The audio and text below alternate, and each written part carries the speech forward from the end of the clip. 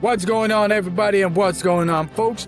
My name is David, and I'm your legendary host of the legendary podcast, the D-constructingTopics podcast. I almost forgot. I got so much in my mind today. You already know that today is Tuesday, June 9th. Today would have been a great, beautiful day for us Knicks fans to wake up and say one more. But sadly, we still got dos más, two more. But anyways, welcome to the legendary podcast of the D-constructingTopics podcast. Hey, listen, in my podcast, we grab an episode and we talk about a little bit of it all. And you already know off the bat, we are talking about the New York Knicks, who lost yesterday 115 to 111.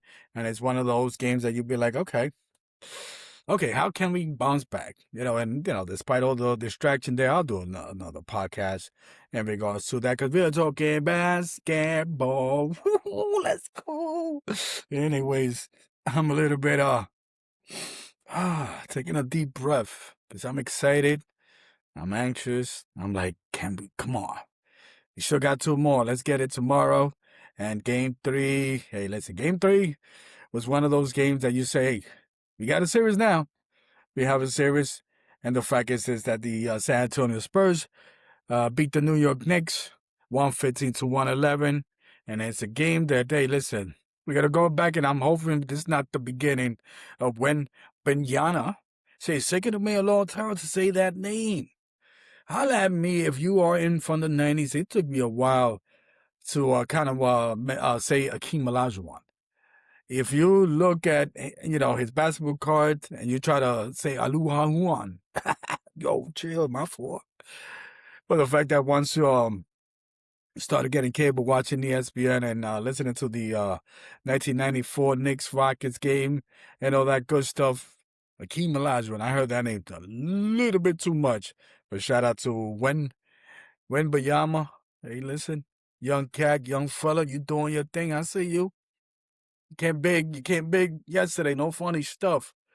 I mean, Wemby, you know what? The dude is so tall that if he points his finger up, he's touching Madison Square Garden. The top of Madison Square Garden, I tell you. But it's a situation where the Knicks, we had a little thing going on in halftime. And shout out to a lot of my peoples, my colleagues, my close friends, and everybody in between, fams and all that, hitting me up in the chat. Let's go, Knicks, when we are winning in halftime. And I'm just had to respond like, hey, listen, I don't say much because I'm an anxious New York Knicks fan. We don't know when we're going to get this chance, but we are 2 games away. And welcome to my podcast. Because we're going to get into what happened in game 3 and what to expect, as you can see right here on the information on my left, right? Left, right. Hey, I'm watching you. I'm that dude, my sense of humor. Sometimes you get out there because, hey, I'm the coolest guy ever. And that's what you could find me in the Circuit City air-conditioned section. That's how cool I am. Circuit City, shout out to the Circuit City. I should be saying the Wiz. For those people out there know in New York City, I think the Wiz was like a East Coast, Northeast kind of staple. And it was actually owned by James Dolan, the owner of the New York Knicks. So when I say nobody beats the Wiz, nobody beats the Knicks. Let's get it. But yesterday, the Spurs came, and the Spurs, hey, they brought in that game. And the fact that we were winning, people hitting me up talking about, yeah, let's go Knicks, yeah, woo, woo, woo, woo, woo. And I'm like, yeah. But, I'm going to say this about the Spurs. A very young team. And boy, oh boy, as this team have learned how to play together. And the fact because of Wemby, Castro, and some of these other players, they're doing something like, hey, we're here. Despite the Knicks having more playoff experience, and having some heartbreakers in the last couple of years, whether it's Boston, Indiana, whatever it is, we're here. So, the defense, especially in the third quarter, like once the defense came up, we were just not doing anything, or we couldn't just stop. Once the Spurs started to get that lead, and I kept on telling people, okay, this is the thing where when the Spurs got the lead, and how we were playing yesterday. The Spurs a couple of times had a 5, 6, 7 point lead, 8 point lead, 10 point lead, whatever it is. We'll chop it up. We'll cut it to half. We'll cut it to three. But turnovers and mistakes. The Spurs, playing that defense, playing 1-on-1. So especially with Brunson, and Brunson looked like he was in a boxing match. Him taking a hit, and he took one from Wemby. And I'm gonna say it's this with that. So Wemby just said something like that. Any other player would have gotten a friggin' foul, or in any other era, depending on the player. See, the NBA always have had this thing when it comes to sport, and this is across every sport, but primarily the NBA. When you got a player like, let's say, Wemby, whether it's Jordan, whether it's Curry, whether it's Magic, Larry, Dr. J, the NBA always have this thing like when they got this next superstar, the stars is aligned, the NBA is aligned, and that person's gonna get away with certain things that other players won't. That's just the NBA in a nutshell. You see, the NBA is not loyal to, and when I say the NBA, the National Basketball Association, they're not loyal to the New York Knicks, despite the headquarters being in New York. The most winningest team of titles when it comes to, the NBA is Boston, and then Lakers behind them. So you see, the NBA is loyal to ratings. You might say, oh, but New York is a big market. But but the NBA, when it comes to certain things, they're a little bit funny. And people were kind of like calling out the refs, like, yo, what's up? But again, the NBA is going to probably look at it and say, hey, the future looks bright with a guy like Wemby. So I'll leave that at that. He has been getting away with certain things. Young kid, young dude. Hey, I give him props, but I'm just saying. And we were just missing shots. We the Knicks were just missing shots, even wide open ones. But for the most part, the defense of the Spurs, they step up. Again, they are the younger player. They got a little bit of extra spring, extra movement. We are just happen to play a little bit more physical, and that's why I say, how can we rebound? How can we win? And we have to. I'm gonna say it's a must that the Knicks win Game 4, but we got to play our defense. And again, and I'm one to say, give it to Cat, because it's Cat and Wemby. Either he's gonna block your shot or he's gonna be called a foul. Now again, the refs here, and I'm just saying, refs. I get it. But Cat is a little bit bigger. Cat can do this little thing going on here. Give him the ball. Let him score. Let him discourage Wemby. Wemby's still a young kid. That's why he had that game too, where he was making a mistake. Off the bat because of his youth, not his athleticism, but because of his youth, he's gonna make mad mistake. He'll bounce back with some crazy dunk where he's coming off the rafters, taking all the Knicks Eastern Conference Final flag, whatever Atlantic Division flags, even the Rangers flag, that the dude will just jump so high and dunk the ball that somewhere down the line we got to say, okay, if he's going to do that, then we got to discourage him. Well, at least kind of make him question him. That's what happened in Game 2. You want that in this Game 4. The turnovers was a little bit crazy. Protect the ball. At all costs. You seen boxing, protect yourself at all times. When it comes to protect the ball, cut those turnovers. Brunson, I'm going to say Brunson's a clutch player. But, he's taking some hits. Now, sadly, there are times that he takes hits, no foul. He loses the ball. Hey, listen, all fair. It's all in the line. It's a turnover. Spurs got it. They're doing their thing. Alvarado, GTA 5, that's my dude. But hey, our bench needs to a little kind of step up a little bit, take the pressure off of our starters. Remember, we got here a lot because Shamit, Alvarado, and some of these other, Robinson, we got here because of our bench. Or, Robinson is there, but you know what I'm saying? We got the other players that come in and, hey, we got to do that thing.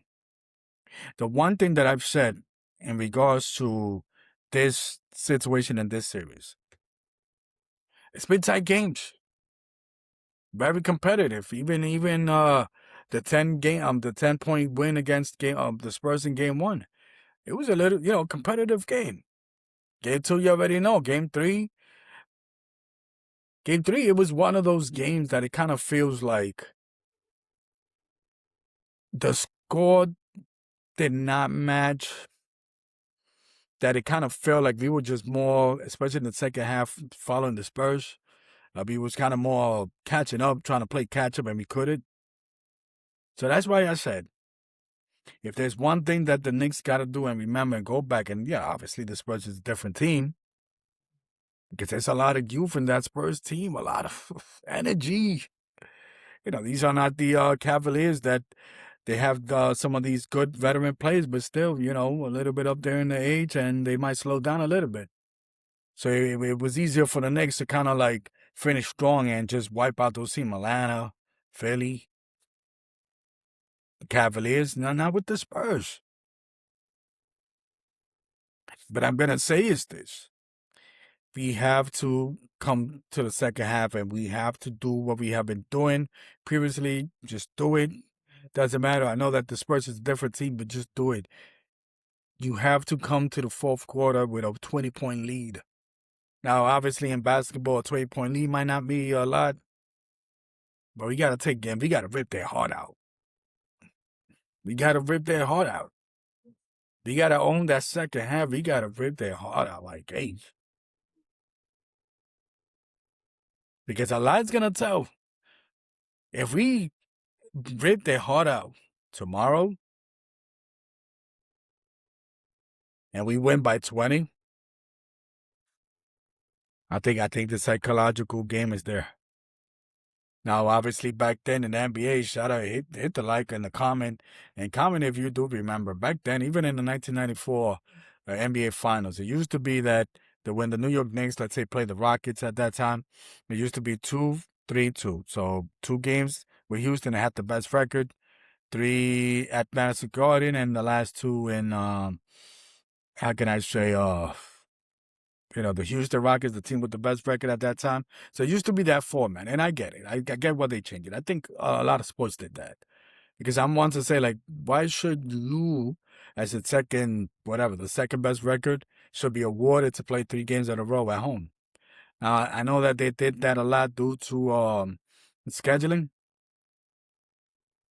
But, the time has changed. Listen, again, why should you, as the second best team, be rewarded with 3 games in a row?